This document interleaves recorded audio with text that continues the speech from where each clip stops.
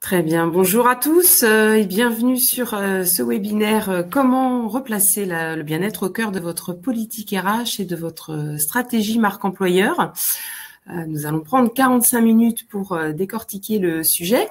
Alors, je suis Emmanuelle Brémond, je suis consultante coach certifiée au sein de l'entreprise TGS France et je suis accompagnée de Mélanie. Bonjour à tous et à toutes. Donc effectivement, Mélanie Jamoto, consultante management et ressources humaines et spécialiste du recrutement et de la marque employeur. Donc le sujet me passionne également. Alors, pour vous présenter brièvement ce que nous faisons, TGS France est un cabinet conseil qui accompagne les entreprises, les organisations, en ayant une approche, en partant de la vision stratégique. Donc, notre premier travail est généralement de travailler sur l'élaboration du projet d'entreprise, du projet de structure. C'est ce projet qui va fédérer l'organisation et l'ensemble des collaborateurs. On va ensuite descendre sur la gouvernance, donc travailler notamment avec des avocats sur la structuration de la gouvernance, travailler à la rédaction de l'ensemble des processus et des flux, et accompagner aussi l'adaptation des outils. Donc là aussi, on fait appel à des compétences diverses comme l'informatique, comme la finance. Et lorsque l'organisation est en place, on va descendre sur les équipes et travailler au partage des valeurs et de ce projet pour que les équipes portent correctement le projet. Et donc, on va pouvoir aller sur la politique de recrutement, sur le plan de formation et on va ajuster les comportements par le biais de formation, d'accompagnement et de coaching. Alors, nous sommes tous coachs certifiés et nous sommes amenés régulièrement lors de nos coachings à travailler sur ce qu'on appelle la roue de la vie avec nos coachés.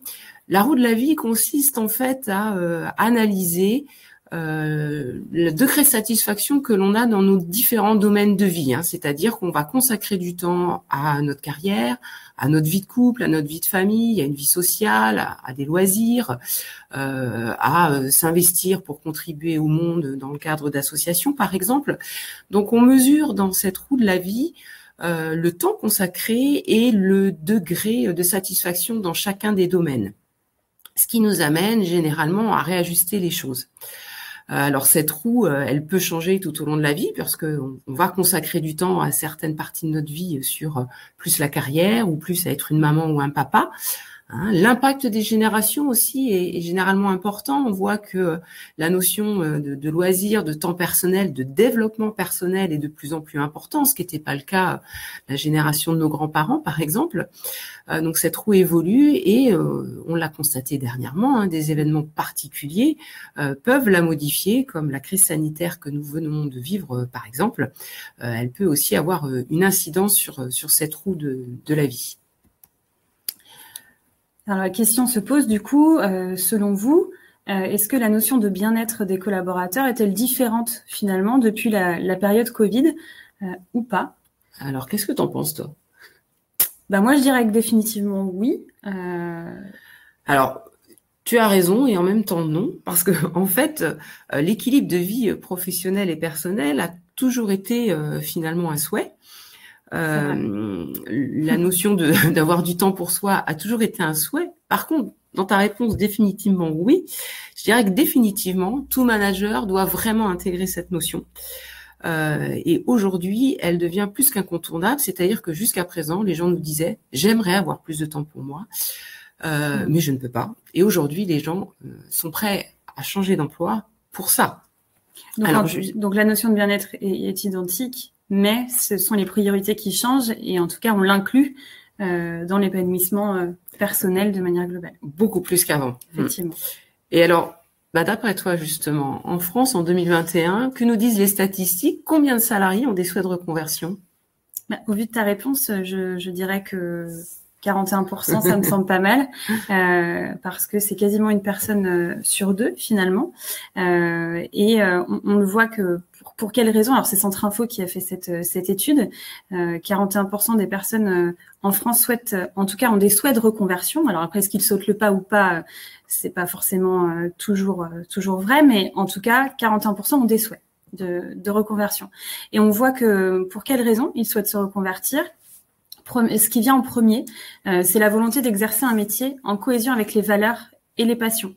Et ça, effectivement, ça a changé un petit peu en termes de priorité. Ensuite, c'est l'ennui ressenti à son poste actuel. On parle beaucoup de donner du sens, etc., aux missions. Et pour le coup, on est typiquement dans ce sujet-là, de donner du sens aux missions et justement apporter l'épanouissement par des missions intéressantes. Ensuite, c'est l'envie de plus de flexibilité et une meilleure rémunération. Il ne faut pas oublier la rémunération quand même, puisqu'on dit beaucoup en ce moment, voilà, la rémunération n'est plus en priorité. Bon, ça reste quand même un élément important. Alors, du coup, ces changements générationnels et environnementaux ont deux conséquences sur les filières en tout cas et sur les métiers. On le voit, il y a des filières aujourd'hui qui sont désertées et qui peinent à recruter. On parle par exemple de la restauration. Finalement, ce sont des personnes qui ont été confinées pendant quelques semaines, quelques mois, qui se sont rendus compte que les horaires étaient effectivement compliqués pour concilier la vie privée et la vie professionnelle et qui souhaitent du coup se reconvertir et trouver un autre métier du lundi au vendredi, par exemple, ou avec des horaires différents. Et c'est ce qui entraîne du coup des filières qui peinent aujourd'hui à recruter. Donc, ces filières ont obligation de s'adapter pour séduire et fidéliser les collaborateurs. Ensuite, on a des filières qui sont toujours actives, qui recrutent toujours et qui ont moins de difficultés, qui sont moins désertées, on va dire, bon, qui avaient déjà pour certaines des pénuries de candidats, mais en tout cas avec de nouvelles exigences qui ont émergé. On parle de télétravail, on va le voir après justement d'ailleurs, mais en tout cas avec de nouvelles exigences. Donc là aussi, nécessité de s'adapter pour fidéliser les collaborateurs et ne pas les voir partir de leur entreprise. Je vois des commentaires sur la qualité du support qui serait flou. Alors bien évidemment, nous sommes enregistrés et le support vous sera transmis par la suite. Hein. Vous pourrez le reprendre. Bien sûr. J'essaye de régler la technique, mais voilà. Donc, du coup, si on répond à la question comment replacer le bien-être au cœur de votre politique RH et votre stratégie marque employeur, on y a répondu avec 3 priorités. La première qui est d'ajuster ou de réajuster sa politique RH. La deuxième priorité, c'est de mettre l'accent sur l'intégration et la réintégration. Et le troisième enjeu, c'est d'ajuster aussi son image employeur. Et on va bien évidemment vous donner des conseils plus opérationnels sur chacune des priorités. Alors, vous pouvez d'ores et déjà effectivement poser vos questions, puisqu'à la fin, si on a le temps, effectivement, on pourra répondre à vos questions si vous en avez. Alors, première étape, effectivement, ajuster, voire réajuster sa politique RH. Alors, une première thématique, c'est d'adapter l'organisation du travail et du temps de travail. Emmanuel, tu l'as dit, l'équilibre vie privée, vie professionnelle est très, très important aujourd'hui. C'était déjà le cas avant, mais du coup, on le met bien plus au centre à l'heure actuelle. Donc, premier élément, c'est garantir plus de flexibilité dans les horaires. Des parents ont envie d'aller chercher leurs enfants à l'école. Ils se sont habitués aussi pendant la période de confinement. Après, tout le monde n'était pas forcément à l'école, mais en tout cas à avoir une vie familiale équilibrée. Donc, c'est forcément proposer, je sais pas moi, des aménagements d'horaire, ne pas être rigide dans la mesure du possible sur le 9h. Bon, si tu arrives à 9h02, c'est pas gênant. On garantit un peu plus de flexibilité. On sait que le salarié va rattraper aussi à un autre moment. Et pour le coup, cette flexibilité peut aussi être pour les rendez-vous médicaux, pour plein d'autres sujets. Et c'est un élément important aujourd'hui, garantir cette flexibilité dans les horaires, en tout cas dans la mesure du possible, pour garantir bien évidemment toujours la continuité du service client, mais en tout cas, c'est un sujet. Deuxièmement, si on ne l'a pas dans son entreprise, on peut rédiger un accord de télétravail et on a rajouté adapté au profil. Alors, rédiger un accord de télétravail, ça devient, dans certains métiers, une nécessité indispensable. D'ailleurs, on le note beaucoup maintenant dans les offres d'emploi, le nombre de jours de télétravail accordés. Donc, ça montre une importance assez... en tout cas, c'est une priorité aujourd'hui pour les candidats. Et adapté au profil parce que dans certaines filières, on va pouvoir faire 3 jours de télétravail assez facilement, ou même une semaine parfois. Hein. On parle par exemple de l'informatique, où c'est un projet sur plusieurs mois et le collaborateur peut être tout seul sur ce projet, même s'il travaille avec d'autres, mais en tout cas, il y a toute une partie développement, etc. Pour le coup, il pourrait être toute la semaine en télétravail. Or, du coup, bon, il y a tout le sujet du collectif, bien sûr, hein, qui se pose, mais il faut adapter le nombre de jours, le nombre, en tout cas l'anticipation, par exemple. Est-ce que je dois prévenir mon manager 2 mois à l'avance, 1 semaine à l'avance? Est-ce que finalement je peux prévenir le matin pour l'après-midi? Bien évidemment, un accord de télétravail, ça ne s'invente pas comme ça ne s'improvise pas. Et du coup, il faut qu'il soit adapté à votre entreprise et au profil, que ça corresponde finalement en termes de flexibilité, en termes d'organisation à votre entreprise. Ça, c'est très important. Donc, soit vous le faites seul, soit vous pouvez vous faire accompagner effectivement pour mettre en place cet accord de télétravail, ce qui nécessite peut-être une enquête interne en amont pour évaluer les attentes de vos collaborateurs. Ensuite, on a un 3e point pour l'adaptation de l'organisation du travail et du temps de travail, c'est de travailler avec vos managers et vos collaborateurs, les deux, sur la notion d'évaluation de la performance et des missions réalisées. Pourquoi? Parce que on parle de télétravail, de flexibilité. Donc ça peut vouloir dire que on n'a plus cette notion d'être au quotidien ensemble au travail.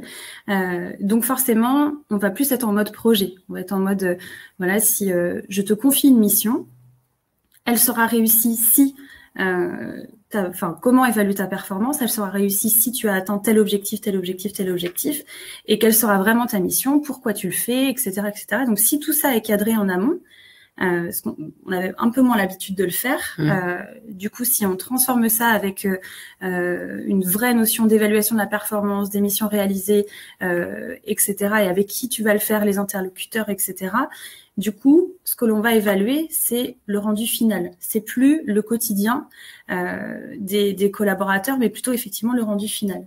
Et là, ça change tout en termes d'organisation. Donc, c'est en ça où il est nécessité aujourd'hui de s'adapter et d'adapter l'organisation du travail de cette manière-là. Alors, en t'écoutant, finalement, le premier du travail, ça va être de travailler la posture du manager. Oui. Parce qu'effectivement, si on met en place cette flexibilité, on parle beaucoup d'abord de confiance. Donc, le manager, il doit s'engager sur ce chemin de la confiance en ses équipes, confiance en lui et confiance en ses équipes. Donc, les indicateurs vont lui amener une sécurité par rapport à ça. Mais c'est d'abord travailler sur comment je peux avoir confiance dans mes équipes et comment finalement j'intègre un petit peu plus de feedback individuel au quotidien, par visio, par mail. Ce feedback individuel va être important, ne pas perdre le lien avec l'individu, être à sa disposition en cas de besoin, vérifier effectivement qu'il a tout ce qu'il faut pour bien travailler. Et puis, il faut pas perdre le collectif. Donc, le feedback collectif va aussi être important. Donc, le manager, il doit retravailler finalement ses outils, ses rituels avec l'ensemble des équipes et ne pas oublier d'y intégrer peut-être encore plus de feedback individuel et de feedback collectif. Quand on a l'équipe sous la main, ce collectif, il s'anime de façon un peu informelle, mais là, on est obligé finalement de le réfléchir et de le structurer. De ritualiser, effectivement. Le dernier point, ça va être d'intégrer en fait la culture managériale dans la politique RH. Tout repose sur ce socle-là. C'est une culture managériale qui va viser la performance. Alors, quand on est manager, on travaille à la structuration de son équipe et on constate l'équipe passe par plusieurs stades. Le premier stade, c'est qu'en général, on a ce qu'on appelle une collection d'individus. Alors, une collection d'individus, c'est une équipe managée par quelqu'un qui sait faire le travail, qui le maîtrise techniquement et qui va en fait évaluer la compétence de chacun et qui va centrer son action de manager sur la compétence de chacun, le développement de la compétence de chacun, sa montée en compétence et donc la performance repose en fait sur la compétence de chaque individu. Mais cela enferme l'individu sur un repli sur soi. Je suis concentré sur ma capacité à faire et non pas la capacité de l'équipe. Donc, une équipe qui resterait à ce stade-là n'est pas une équipe performante. Donc, le manager doit ensuite construire une équipe solidaire. La deuxième étape, l'équipe solidaire, là, on est sur un manager qui va être centré vraiment sur le groupe et sur la solidarité du groupe et donc les processus entre les individus dans le groupe. Et ce manager, du coup, devient quelqu'un qui écoute énormément. Autant en amont, il était plus dans la transmission de savoir-faire pour faire monter en compétence les individus. Là, il va être centré sur comment l'équipe fonctionne ensemble et comment les gens travaillent ensemble. La troisième étape, le Graal que l'on vise, c'est l'équipe performante. Et l'équipe performance, elle est dirigée par un manager qui, cette fois-ci, est centré sur la vision, sur le sens, sur le but. On est face à des gens qui sont formés, qui sont individuellement performants. On est sur une équipe dont les processus sont clairement établis, donc les gens savent travailler ensemble. Et là, les gens travaillent ensemble vers un but commun. Et le manager, son quotidien est centré sur comment je donne du sens, comment je rappelle la vision, comment je rattache chaque projet à la vision. Donc, on voit bien que là, le manager, dans son quotidien, est petit à petit amené à travailler beaucoup plus sur le partage du projet, sur la vision et le sens délivré par l'entreprise. Alors, on vous a également précisé les leviers de fidélisation qui vont, selon nous, avec la politique RH, puisque la politique RH, c'est plein de sujets. Là, on vous a parlé d'organisation du temps de travail et du travail, de la culture managériale, mais il y a aussi d'autres sujets. Donc, les leviers de fidélisation, aujourd'hui, c'était déjà, encore une fois, vrai avant, mais pour le coup, vous devez vous poser ces questions-là aujourd'hui pour savoir si vos leviers de fidélisation, vous les avez tous activés ou pas. Donc, premièrement, c'est proposer un environnement de travail sain, avec le matériel adapté, des locaux agréables, une bonne ambiance de travail et du collaboratif. Ça, c'est extrêmement important. Partager également la culture et les valeurs de l'entreprise, donc afficher ces valeurs, mais surtout et avant tout, parce que c'est bien de les afficher, mais c'est encore mieux de les incarner, sélectionner des candidats en accord avec elles, ce qui vous permettra de fidéliser beaucoup plus facilement aussi, puisque si les gens s'y retrouvent, on l'a vu tout à l'heure, hein, c'était un des premiers points qui amenait aujourd'hui les collaborateurs à se questionner sur leur avenir professionnel, donc ce qui veut dire les incarner et du coup recruter des personnes qui s'y retrouvent, parce que c'est comme ça que vous allez les garder. Ensuite, on favorise un juste équilibre entre la vie privée et la vie professionnelle. On parle de droit à la déconnexion, d'accord de télétravail, mais c'est aussi préserver la vie privée du salarié et leur bien-être. Donc, en ça, on n'envoie pas de mail, par exemple, à 22h ou à minuit. On peut programmer aujourd'hui les mails, donc on l'envoie plus tard. On n'envoie pas de mail le week-end. On évite d'appeler alors que on sait que la personne est en congé. Voilà, c'est tous ces sujets-là où il faut s'en assurer. Oui. Pour fidéliser, parce que ça fait partie des priorités aujourd'hui. Oui. Certains rédigent des chartes, effectivement, du comportement managérial pour cadrer et rappeler régulièrement que ces dérives-là doivent être évitées. Oui, et on parle de managers, mais aussi des collaborateurs, puisqu'entre collègues, on peut ne pas y penser. Tu es en congé maternité, puis finalement, je t'appelle pour un sujet. Bon, bah voilà, c'est aussi préserver la vie privée des salariés et leur bien-être en, par exemple, deux téléphones professionnels. Éviter de mélanger le téléphone personnel et le téléphone professionnel. Enfin voilà, tous ces sujets-là sont importants. Ensuite, on a proposé une communication fluide.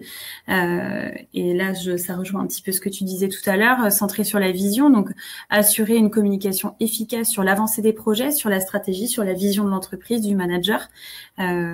Ça, c'est aussi important à l'heure actuelle. Donner du sens au travail, on l'a dit tout à l'heure, ça passe par plein de choses. Hein. Je sais que c'est un point important aujourd'hui. On l'entend beaucoup, donner du sens, mais ça veut dire quoi ? Ça veut dire quoi ? Alors voilà, ça veut dire quoi ? C'est peut-être transformer l'émission en disant, ben voilà pourquoi tu le fais, voilà dans quel cadre tu le fais. C'est ça, hein, finalement. Oui, c'est replacer la mission de l'individu dans le projet d'entreprise et lui montrer régulièrement à quel point il concourt à la réalisation du projet. Et puis, ça, c'est le premier niveau. Et le deuxième niveau, c'est de se poser la question de quel est l'impact que le travail de notre entreprise a sur l'environnement, sur la société. C'est vraiment l'impact RSE. Hein.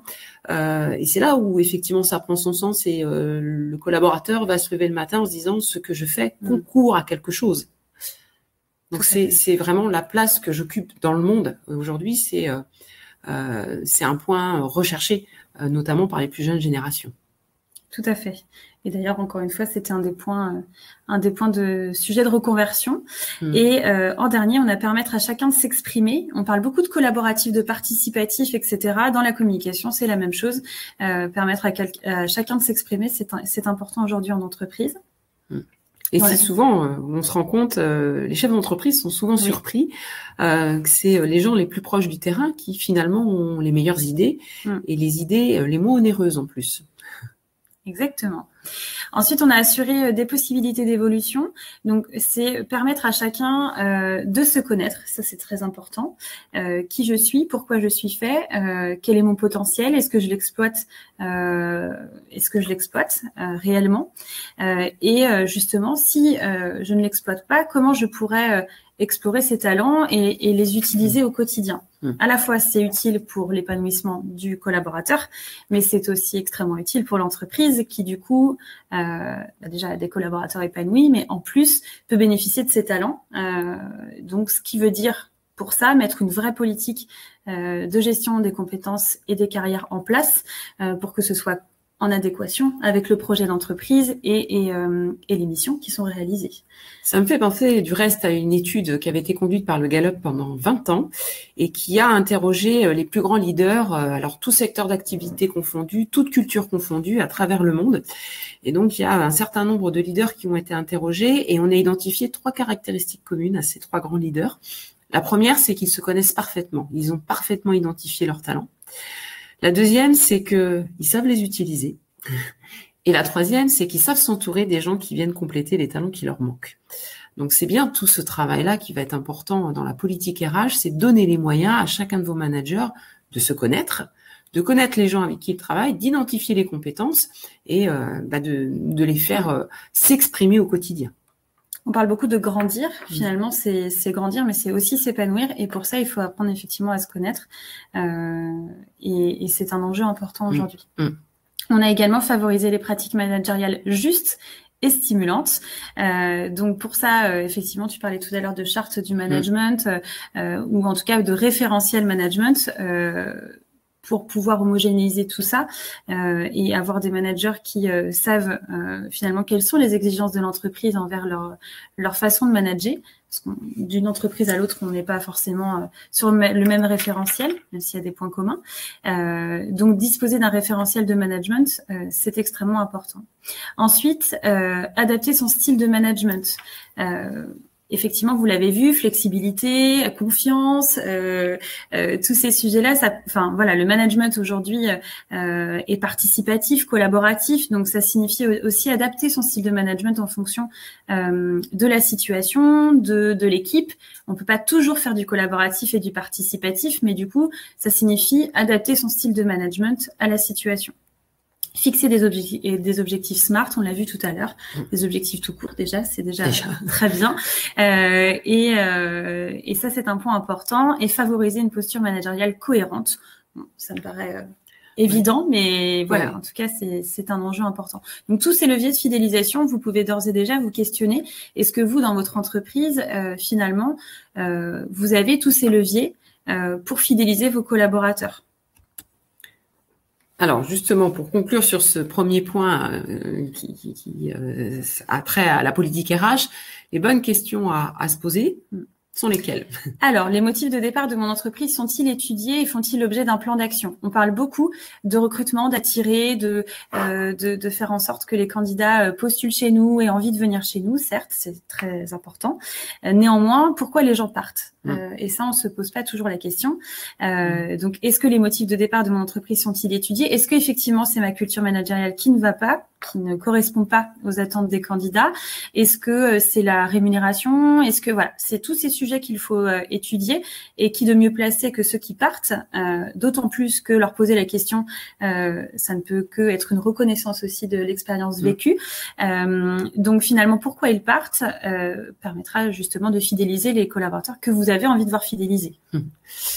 Donc, ils vont sans doute effectivement peut-être avoir des reproches sur la politique RH. Donc, est-ce que ma politique RH me permet de favoriser la fidélisation de mes collaborateurs, hein? Donc, je dois tout interroger, hein, ma politique de formation, les avantages sociaux que je vais procurer, les conditions de travail, mon accord télétravail, les possibilités d'évolution en interne, etc., hein. Souvent, ce qu'on entend dans les entreprises, notamment, c'est sur la mobilité interne. On va avoir des managers qui vont former des collaborateurs, qui sont des collaborateurs très performants.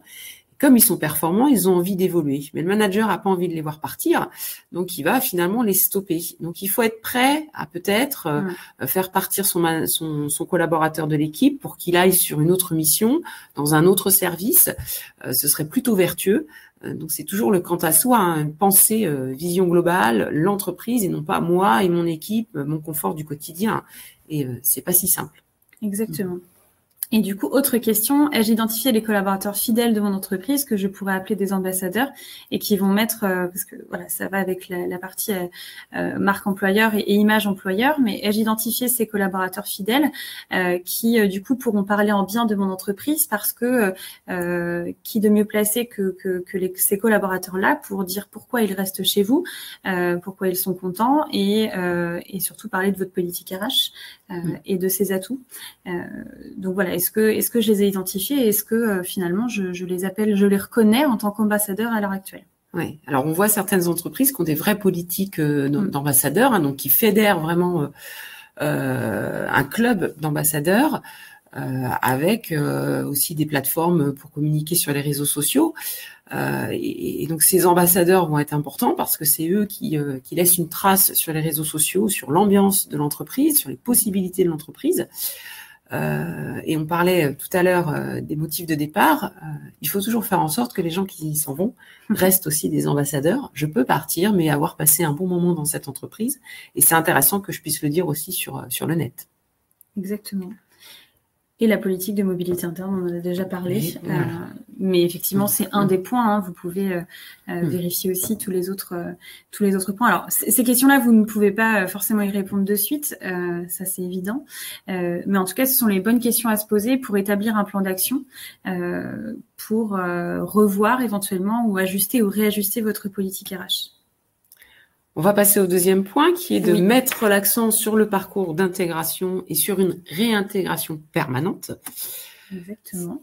Donc des chiffres intéressants. Les nouvelles recrues passaient par un processus d'onboarding. Donc onboarding égale intégration, hein, c'est l'embarquement dans l'entreprise.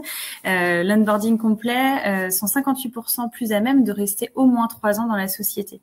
Donc on parlait de fidélisation. Typiquement, ça signifie que l'intégration participe, en tout cas de façon évidente, à la fidélisation. Donc ça, c'était un premier point, c'est une source de cadre emploi.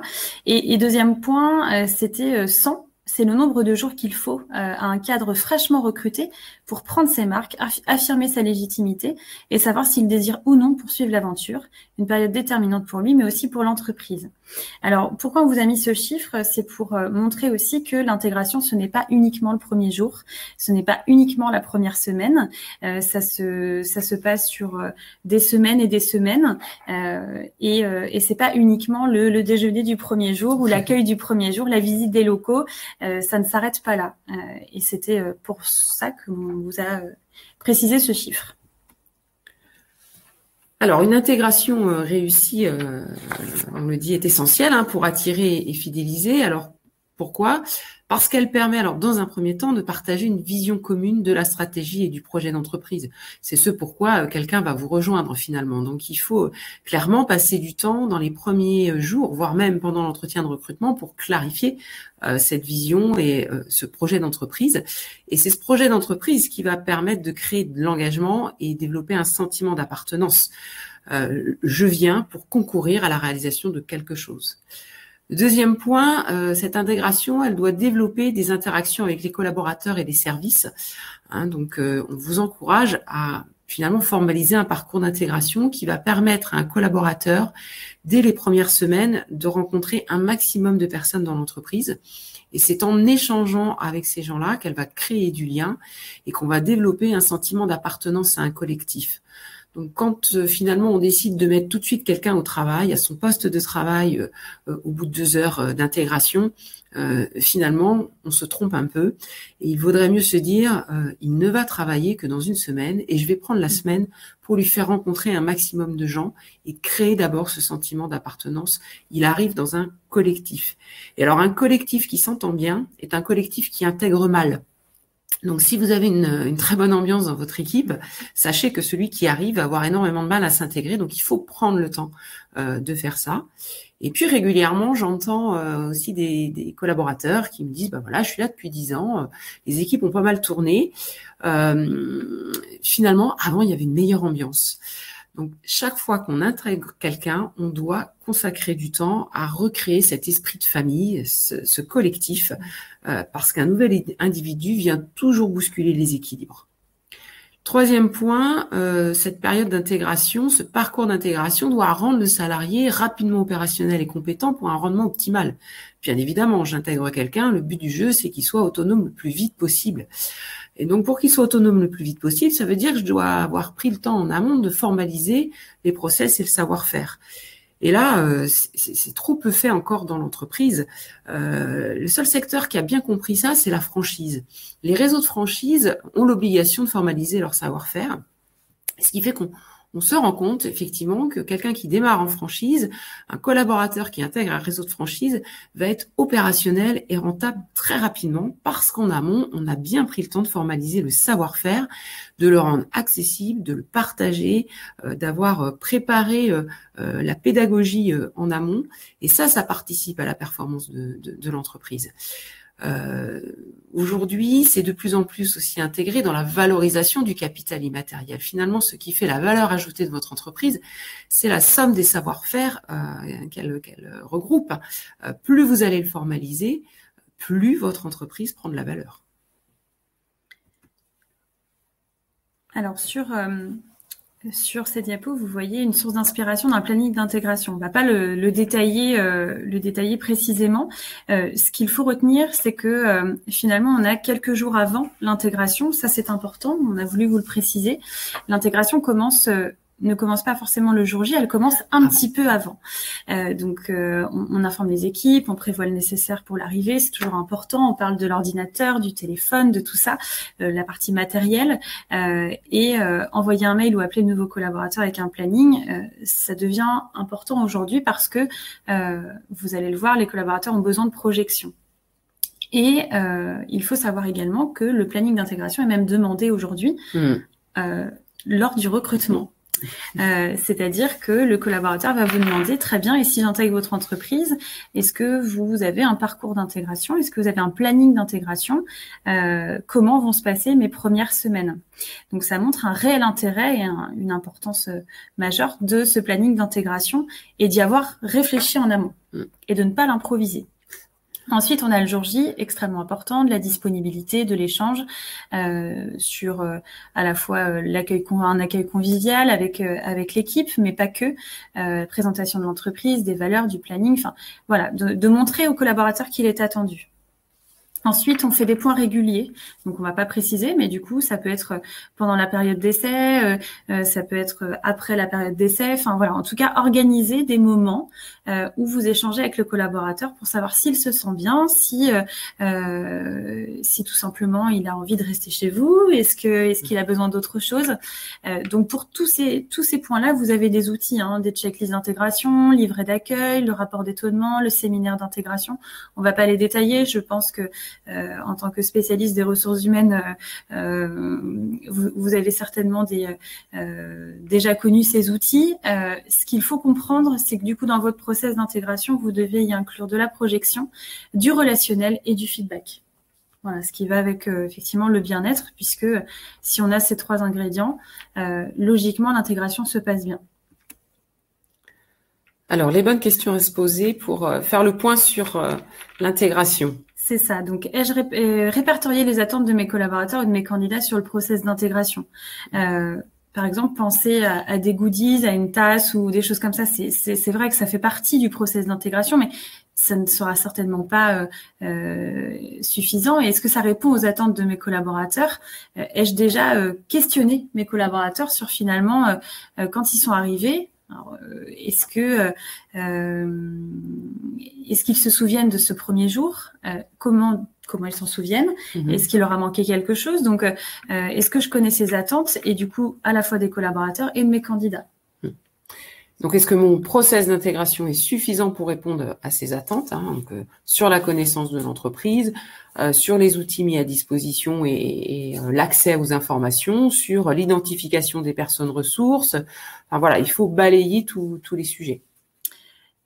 Ai-je aussi un process d'intégration qui permet de transmettre la culture de mon entreprise? Donc ça, c'est un sujet important. On l'a vu tout à l'heure avec la vision. Et alors surtout, est-ce que d'un service à l'autre, d'un manager à l'autre, mon process d'intégration est le même? En général, c'est pas du tout uniformisé et certains vont dire ah bah toi tu as de la chance, tu as été accueilli par un tel. Bah moi j'aurais préféré être accueilli par un tel. Donc il faut uniformiser ce processus. Et donc travailler sur la posture d'intégration des managers. Et dernier point, toi en tant que spécialiste effectivement du recrutement, tu travailles sur des indicateurs. Exactement. Dans tout process RH, ce qui est important, c'est de mettre en place des indicateurs qui permettent d'évaluer l'efficacité, donc ici du process d'intégration. Donc c'est les renouvellements de période d'essai, les ruptures de période d'essai. Ce sont des indicateurs qui peuvent aider, en tout cas, à savoir si on est performant sur ce process d'intégration. Alors après l'intégration, il y a la réintégration. Effectivement, c'est pas parce que quelqu'un est intégré qu'on ne doit plus s'en occuper, et on doit régulièrement réintégrer la personne suite à une période de congé, suite à une période de maladie, suite à une crise sanitaire. Plein d'événements font qu'on doit se soucier de est-ce que finalement la personne est toujours intégrée. Donc il faut régulièrement se réapproprier une vision commune. Et donc là, c'est le temps de partage et d'échange. Depuis combien de temps avez-vous dans votre entreprise mis en place une réunion qui permet de faire le point sur la réalisation du projet? Ça doit revenir de façon régulière. Vous devez renforcer systématiquement les interactions avec les collaborateurs et les différents services. Donc, c'est avoir ces temps de partage, mettre en place des challenges, travailler autour d'un petit challenge qui va bénéficier à une association extérieure. On a plein de supports pour favoriser ces interactions. Et puis garantir que le salarié soit toujours opérationnel et compétent. Donc on est là dans une performance remise en question de façon permanente. Et donc là, c'est vraiment les gens du terrain qui peuvent amener une amélioration continue des process. Donc ça doit être la préoccupation des managers. Alors concrètement, ça veut dire quoi finalement? On est encore sur mettre en place des débriefs réguliers. On l'a vu, le feedback, feedback. On en a beaucoup parlé, mais c'est très important. Faire de vos entretiens annuels aussi un enjeu stratégique. Alors ça, je vais peut-être te laisser développer. Alors l'entretien annuel, ça peut être un vrai outil. La plupart du temps, il est mal utilisé. Donc effectivement, l'entretien annuel va permettre quand même de se poser sur le bien-être du salarié et la façon dont il se projette et peut-être effectivement réenclencher la mission du collaborateur dans ce projet. Donc cette année, je trouve que les entretiens annuels sont un vrai enjeu stratégique suite à ce retour sur le lieu de travail. On découvre que beaucoup de salariés n'ont pas forcément très bien vécu cette période et se re-questionnent. On le disait tout à l'heure, 41% envisagent de se reconvertir. Il est temps de mesurer tout ça. Donc la salve d'entretien annuel va être importante là et elles doivent être réalisées assez rapidement. Et puis également pour assumer cette nouvelle posture, s'il y en a une, de la culture managériale avec cette confiance, etc. Et on parlait de gestion prévisionnelle des emplois et des compétences. Rien de mieux que l'entretien annuel pour se poser la question du plan de carrière du salarié. Ensuite, c'est revoir son système de reconnaissance et de valorisation. Ça en fait partie, on est d'accord. C'est vrai que souvent, quand on intervient dans des entreprises et qu'elles nous disent on a essayé de faire évoluer les choses, mais ça marche pas. Souvent, une de nos premières questions, c'est quel est votre système de sanctions et de reconnaissance? Et effectivement, on se rend compte que la sanction n'est pas toujours ajustée, adaptée, et que ce système-là n'est pas cohérent, ce qui ne favorise pas la prise d'initiative, ce qui ne favorise pas la communication entre salariés. La valorisation n'est pas suffisamment au cœur du système, et c'est ce qui fait qu'on ne peut pas travailler sur le chemin de la confiance. Donc, ce système de reconnaissance et de valorisation est très important et doit être retravaillé pour être ajusté au contexte actuel. Le dernier point qu'on souhaitait aborder avec vous, c'est votre capacité à ajuster votre image employeur. Alors, qu'est-ce que ça veut dire ? Eh bien, les facteurs clés de succès, j'ai envie de vous dire, il y en a un majeur, c'est la communication, qu'elle soit externe ou interne. La communication externe, je pense que voilà, on en fait tous sur les réseaux sociaux ou sur le site internet ou en tout cas dans les actualités. On l'a bien compris que c'était un enjeu important, mais on oublie parfois la communication interne et alors qu'aujourd'hui, elle est devenue essentielle. Et surtout, la communication externe et la communication interne doivent converger et dire la même chose. Ça paraît évident, mais elles doivent dire exactement la même chose. Et du coup, ce que l'on voulait vous conseiller, c'est effectivement que cette communication interne et externe, enfin ces communications du coup, partagent la vision de l'entreprise, la réalisation du projet, la santé de l'entreprise. On voit des salariés qui sont inquiets de savoir justement où l'entreprise va aller, est-ce que l'entreprise va bien, et pour le coup, on doit les rassurer. Ensuite, la prise en compte des attentes des collaborateurs. Je vous ai compris. Je sais ce que vous attendez aujourd'hui de vos conditions de travail, de la politique RH, etc. Donc, j'ai bien pris en compte vos attentes et même si c'est en cours, je communique sur les chantiers en cours. Je n'ai pas d'accord de télétravail, mais justement, j'y travaille. Donc, c'est en cours. Ça rassure aussi les collaborateurs de dire je sais qu'on a pris en compte mes attentes et les chantiers sont en cours. Globalement, communication, oui, mais avec transparence et authenticité. Oui. Ça, c'est un essentiel.